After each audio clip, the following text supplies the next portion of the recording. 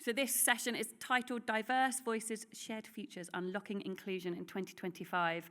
For any of you who know me, diversity is a huge passion of mine. I think it's absolutely critical and agree with everything that Dushi's just said 100%. But I'm really delighted that we've got this amazing panel. So please will you welcome to the stage our chair, Sarah Burbedge, Mark Coleman, Jazz Singh, Morag McIntosh and Sam Fray.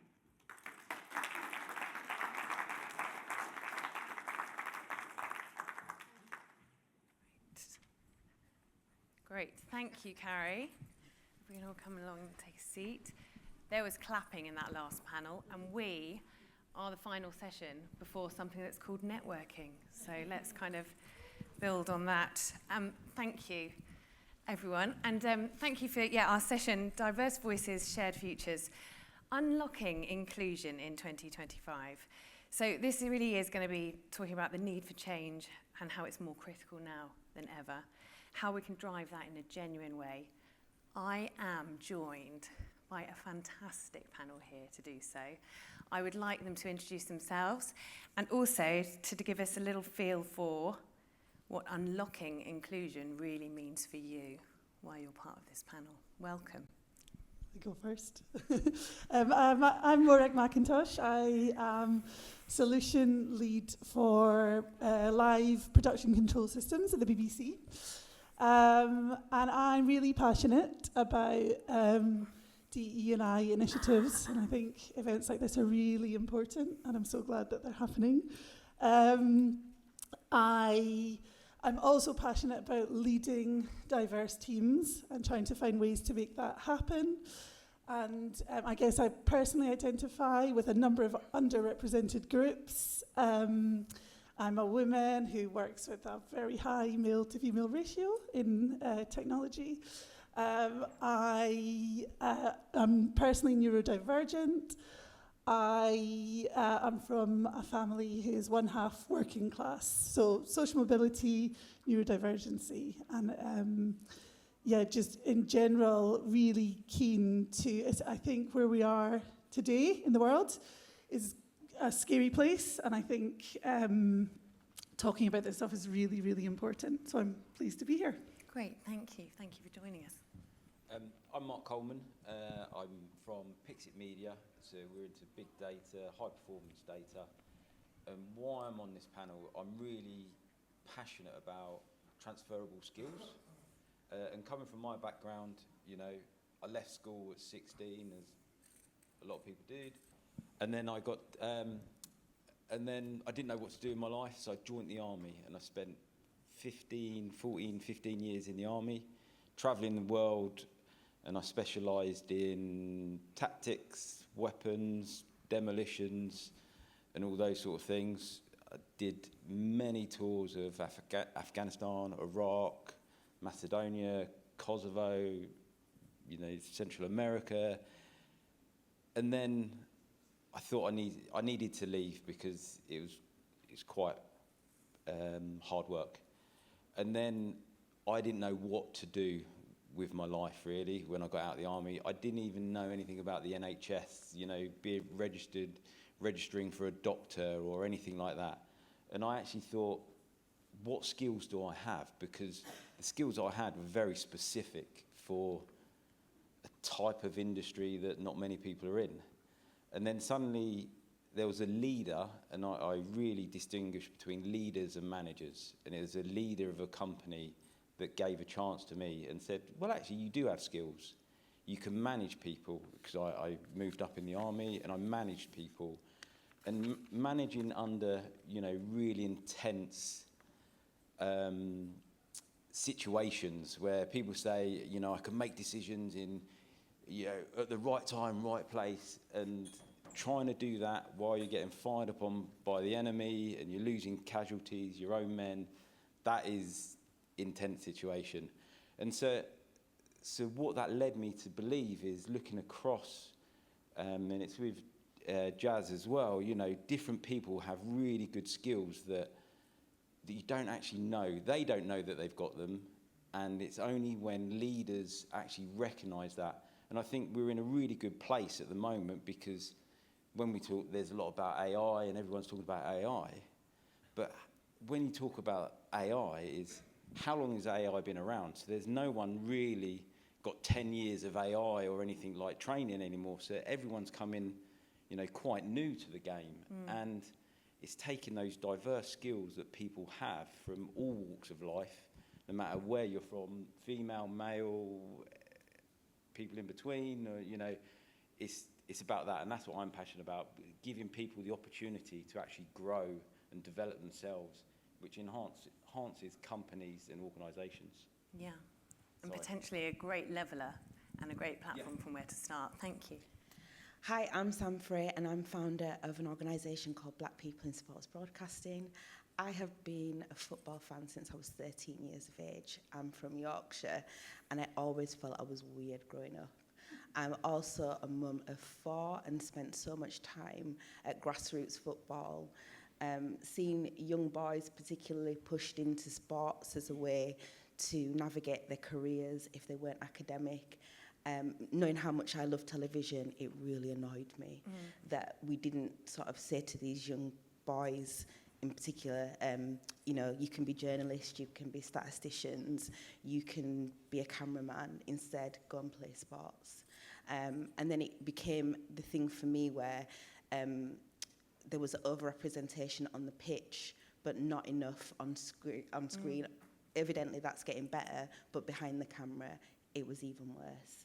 And knowing that all of the stats I had were anecdotal, I decided that we were going to have an organisation that was about advocacy and pushing for sports to be aligned on the Diamond reporting form, so we could actually have the stats to back up what I'm saying, and also to have the training in place so that these people from mid-senior to coming in understood their career pivot and how they could make the most of their career and the new technologies coming in, because so many of them come in and get stuck and that's it, and then they end up dropping out of the industry because they lose their passion for it, because they think that they'll never achieve or aim for the highest of roles. So that's why we exist, and talent development was always something for me in that respect, and I forged my career on it.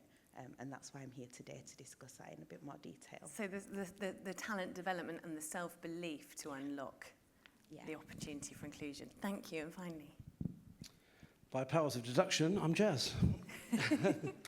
I work with the hardest to reach people in society, hidden talent that's locked up in prison cells, excluded from school education, marginalised through domestic violence, single mums, but a rich tapestry of talent that's out there.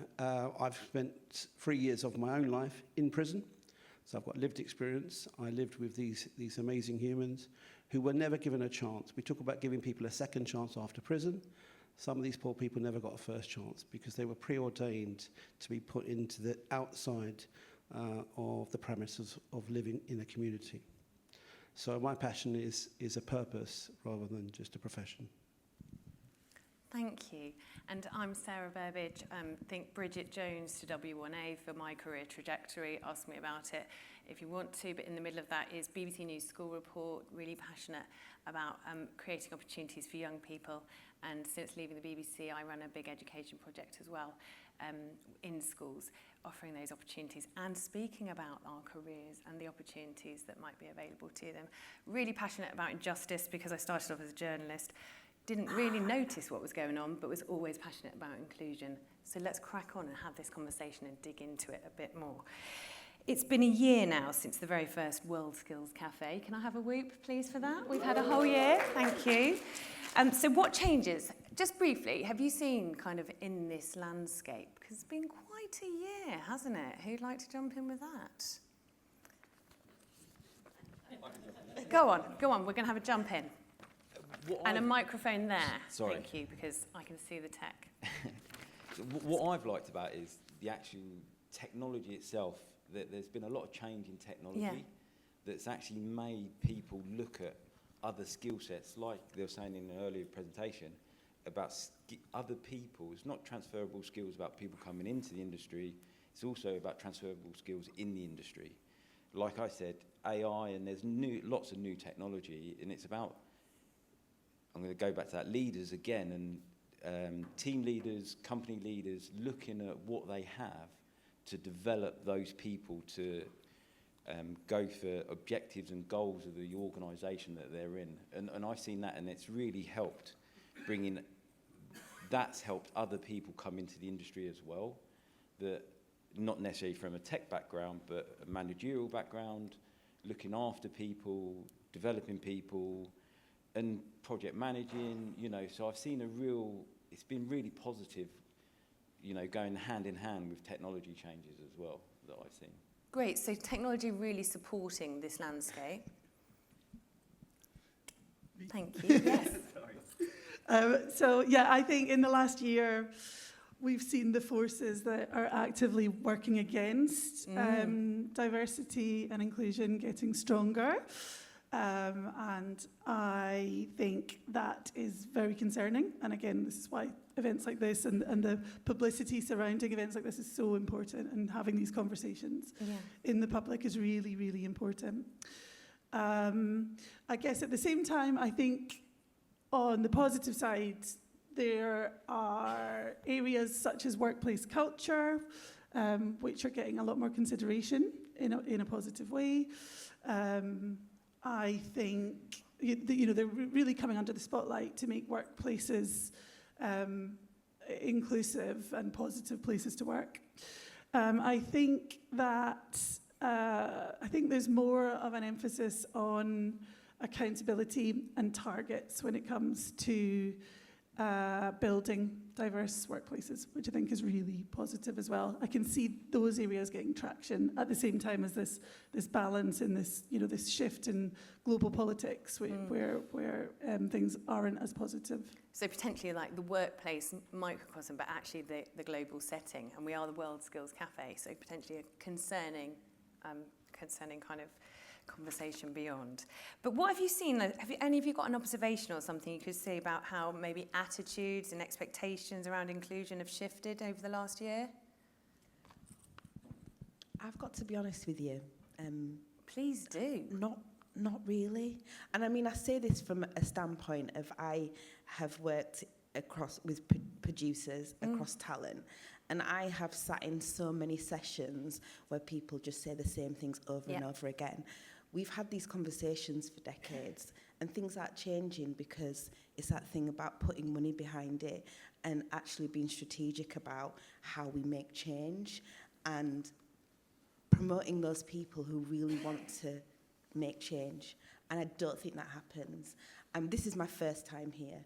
And from what I've heard so far, this is amazing. This feels like a different feel to your general... I mean, I didn't go to Edinburgh, but all of those things, they all feel the same. But this feels like a place where people are actually talking about the things that need to be done and the fact that we need money, we need things behind us to make things better, especially when it comes to DEI.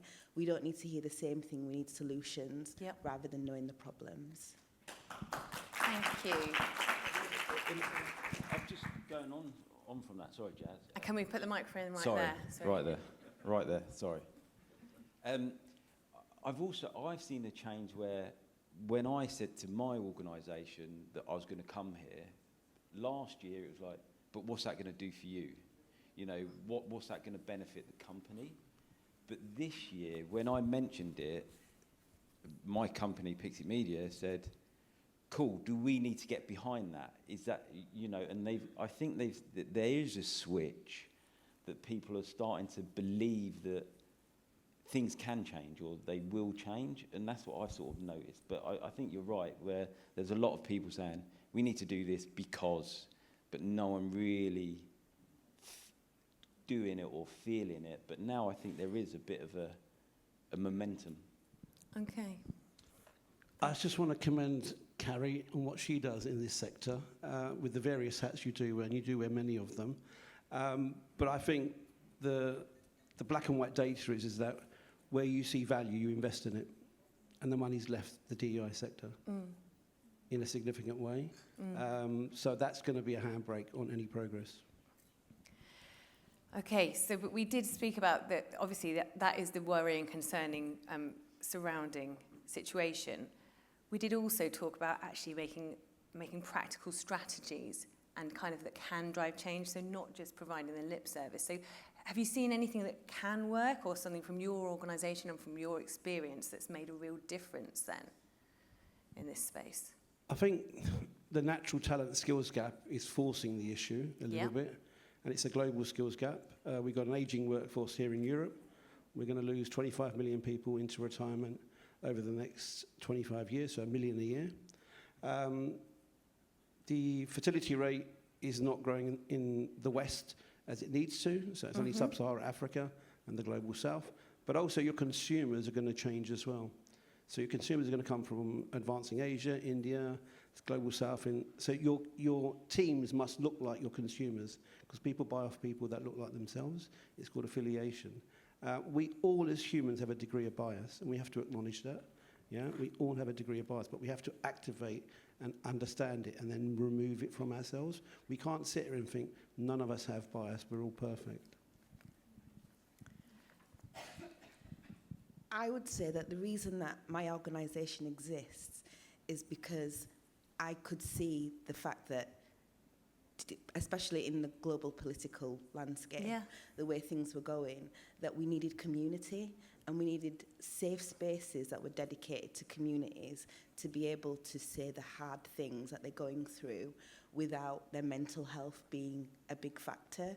So for me, I know isolation is a big thing for a lot of people. COVID had a big impact on our community, and knowing that they felt alone and isolated because a lot of them weren't in the workplace anymore, they were at home, careers were stalling, it was really important that we were pointed about the support that we were offering, and also giving them the space while also talking to organisations about how we could help the career pivot, how we could support them through it, and give them the courage and the knowledge to move themselves forward and see the career as an individualistic thing rather than a company thing. And also knowing that they're part of a global majority, how can they see the career in that global landscape rather than just UK focused, which I think is so important when all of these insane, crazy things are happening across the world. You know, we can't just isolate ourselves to here. We need to think about a bigger picture of our careers. So not a safe space necessarily, it's even just that, but looking out. Yeah, great. I was really interested in what Jazz said about bias, because I agree completely. And I think one area that we really need to look at is recruitment, and how we recruit people into the industry, and also how we progress people through the industry. Because I was thinking about this in the cab on the way over, and I think the way that we recruit is often 200 years old, and we've not really changed it. You know, send a CV in, do an interview, and really not conducive to finding a diverse range of people. First of all, you hear stories of people's CVs not getting past that first moment it lands on someone's desk due to the name on the CV, never mind the content. I think if you're neurodivergent, upselling yourself in a CV can feel uncomfortable. It can feel like lying. And then when we go into interview processes, I think trying to prove yourself in 20 minutes in front of a panel that you've never met, when you are really put on the spot to remember something good you've done once. I mean, that's about memory recall. It's not actually about what you've done. And of course, you could be a young black woman going into an interview panel of 3 white men, and that's really not going to get the best out of someone trying to answer questions about selling themselves and you know, their achievements. And I really just think that these processes really need examined, and the development pipelines and processes where we interact and connect with people for a longer duration than 20 minutes in an interview is the thing. That's what we need to do to break down these unconscious biases. And then when it comes to career progression, not everyone's been taught how to play the game, you know, so you can grow up with never learning the things to say and never learning how to hold yourself to just tick those boxes that allows you to progress. So I think all of those processes really needs examining, and I think that's really important. So yes, so looking at our processes, absolutely, because they are not match fit. But also, what about allies and leadership as well to support that? I mean, what role does that play in moving from sort of just the awareness thing, but also to accountability, so sort of stepping in to take charge of the new recruitment process maybe? I mean, I saw that happen in the digital newsroom, and it was the first time we really saw different people applying when one of the editors said, actually, we aren't going to use the BBC board, and that's what it's called, still, or known as. Yeah, I think it's about An interview. not being happy with the status quo, and it's about language as well, and how we talk about things, and how we actually write down the description of the role that's going to be, that we're recruiting for, because that turns people off straight away. And for myself, because I don't have a degree, the first line on most job applications is master's degree. And then I'm like, no, swipe, But when I read the job, it's everything I can do. And it's only that persistence with me to think, just read on, you might go for it anyway. And so it's about, and that comes from leadership, I was going to say taking a chance, but that's wrong. It's about actually enabling people to step out of that status quo and say, I need a technical person to do this, this, and this. And like you said, tick boxes. It's not about ticking boxes. It's about getting the best person for that role, whatever that may be. And it's about not turning people off at the very start of that recruitment process. And that comes from leadership, because people don't want to upset, their manager or anything like that. But it's allowing people to move forward, I think. Jess? In my experience, you get a lot of clarity at C-suite level. They understand that a more diverse workforce makes more money, so they're really into it. It's that messy middle, that middle management. That's where the blockers are, in my experience. But also culture needs to change, and culture percolates from the bottom up. It doesn't trickle from the top down.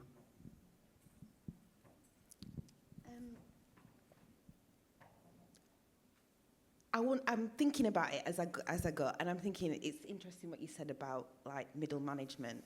I also think that there's an argument to be said about, say for instance, my call to action is I've started this, and I have an absolute audacity because I don't have all the things that I should have to go to senior leaders to say, give me some money to help. But it's also knowing that you need allies who are out there to help support you on this journey to make a difference, because making a difference is what we need in this world, is people who are going to go out there as leaders to say, listen, this is how I feel, this is what I think we should do. Can you help me do it? Regardless of what your position is, regardless of whether or not you feel that I have the qualifications, just know that I have the desire and passion to move this forward.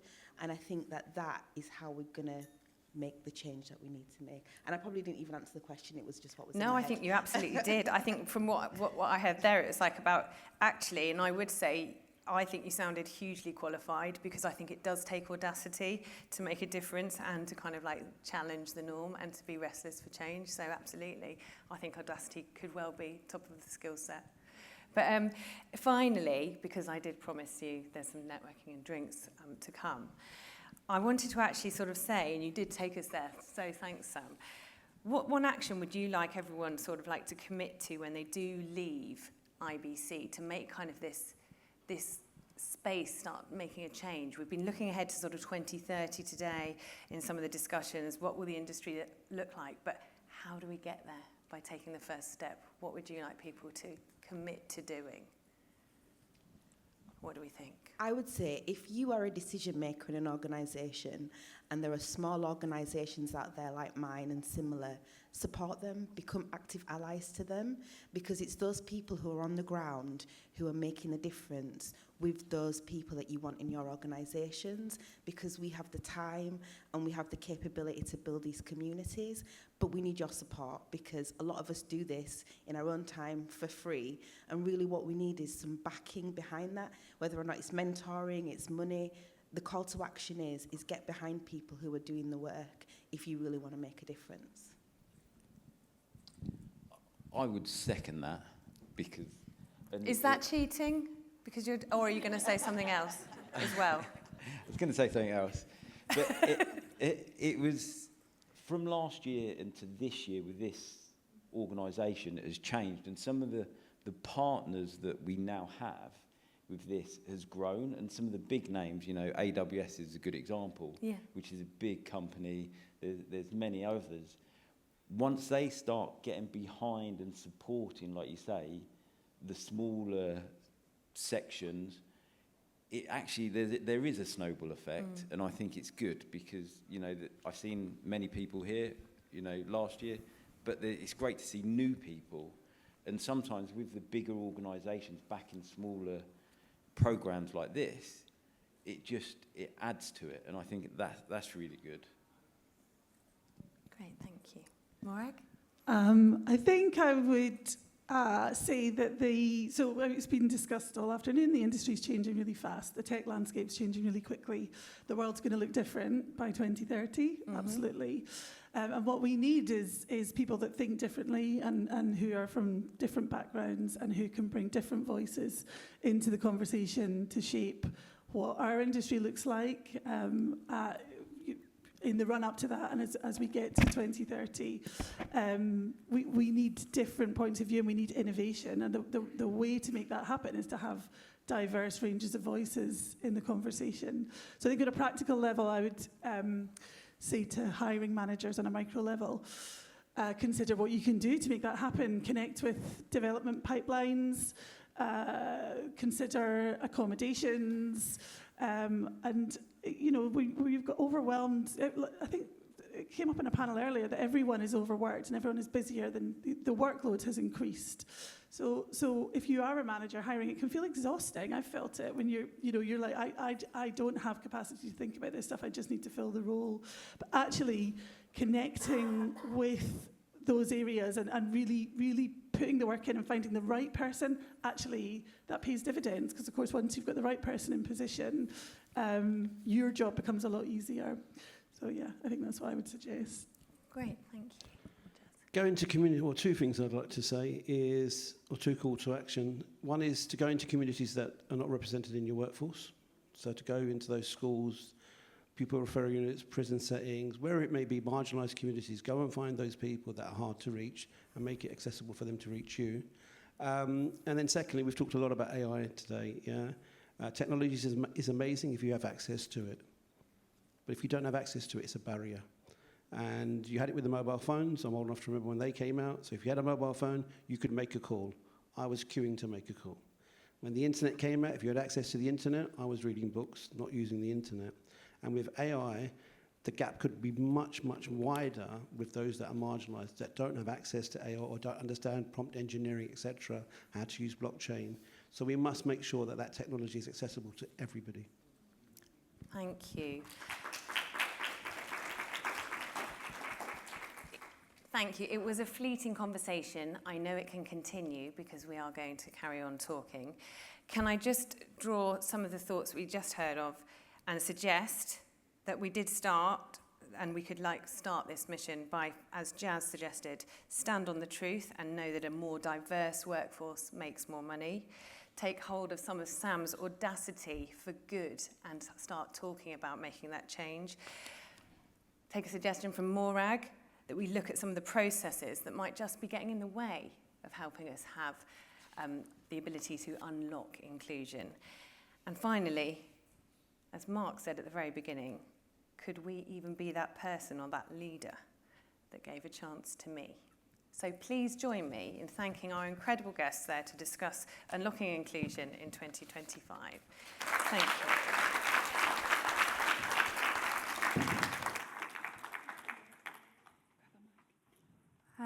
How amazing was that, and so beautifully ended. Thank you so much, all of you. I'm very aware that I'm keeping you from drinks, so we're not going to keep you long.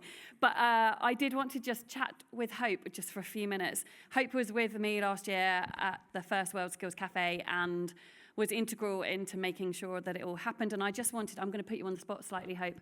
Can you give me, because we're running out of time, 3 learnings that have come out today that have kind of struck you from all of the conversations that we've had?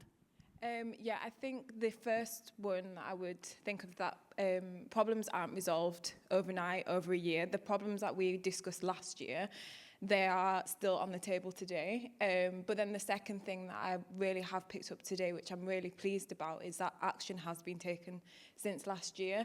If you were here last year, you know that the format was very different. It was focus groups, and I'm really proud that like the World Skills Cafe has actually taken the next step, listened and put it into action. Something as a young person in media that I love to hear from the people that are higher than me. I think there's nothing more valuable than on-site, like, you know, physical learning, but also hearing from people that are in the positions that you would want to hear from. And I think having that option to sit and listen to other people's opinions and journeys has been really insightful. And then, yeah, secondly, like, I think someone mentioned it earlier, that we all seem to be on the same page. Yeah. So I think if we are a representation of the industry as a whole, maybe that when we go back to work, other people are thinking like us, other managers are thinking like us, and just taking that step of being the leader. And it doesn't have to be anything too big, just maybe when you go back to work, just tell them what happened.